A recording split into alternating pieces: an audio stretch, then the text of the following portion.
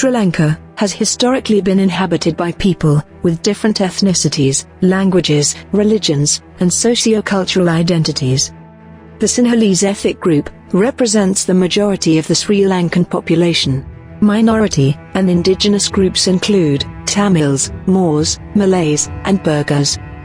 The recent history of Sri Lanka is marked by the 26-year-long conflict between the rebel liberation tigers of Tamil Eelam, LTTE, better known as Tamil Tigers, and the Sinhalese official government, which ended in 2009. The Tamil Tigers fought to create an independent state in the northeast of the country to respond to the continuous discrimination and persecution carried out by the Sinhalese government. Now, almost 12 years after the end of the conflict, respect for fundamental human rights in Sri Lanka is in serious jeopardy, following Gotabaya Rajapaksa's election as president in November 2019. On February 26, 2020, he announced Sri Lanka's withdrawal from the 2015 UNHRC resolution to promote justice, accountability, and protection of civil society victim groups. Back in 2009, Gotabaya Rajapaksa was Defence Secretary, and his brother Mahinda was the president, when the Sri Lanka's army crushed the Tamil Tigers in an especially violent end of the war.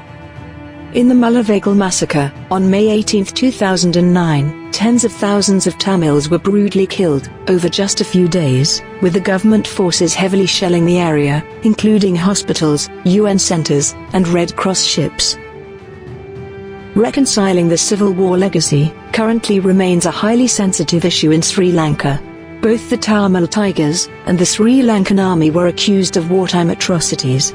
Since the war's end, the Tamil community has continued to face oppression and abuse at the hands of the security forces.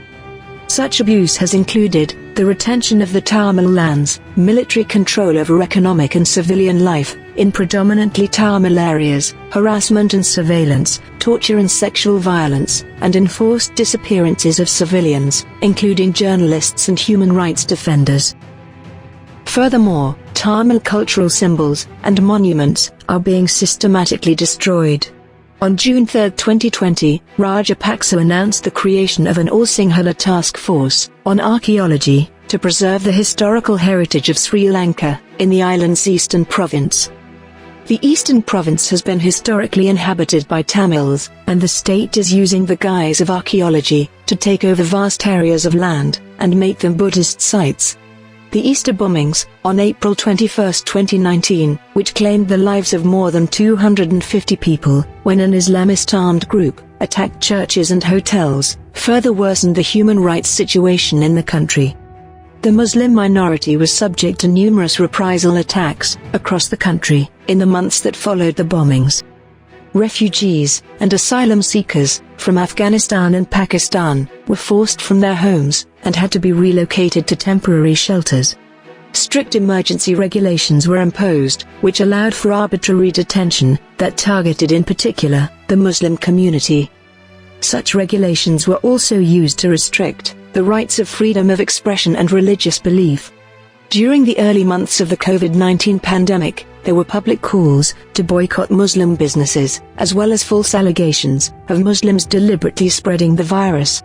In March 2020, the government required that the bodies of the victims of COVID-19 had to be cremated, which goes against Islamic tradition, and was clearly not needed for reasons of public health.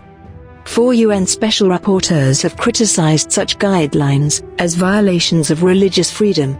Global Human Rights Defense strongly condemns such abuses and discriminations against minorities. The international community has expressed deep concern for the deterioration of the human rights situation in Sri Lanka. To avoid a further decline into violence, repression, and authoritarianism, it is paramount that the international community, through the UN mechanisms, puts more pressure on the Sri Lankan government to respect human rights.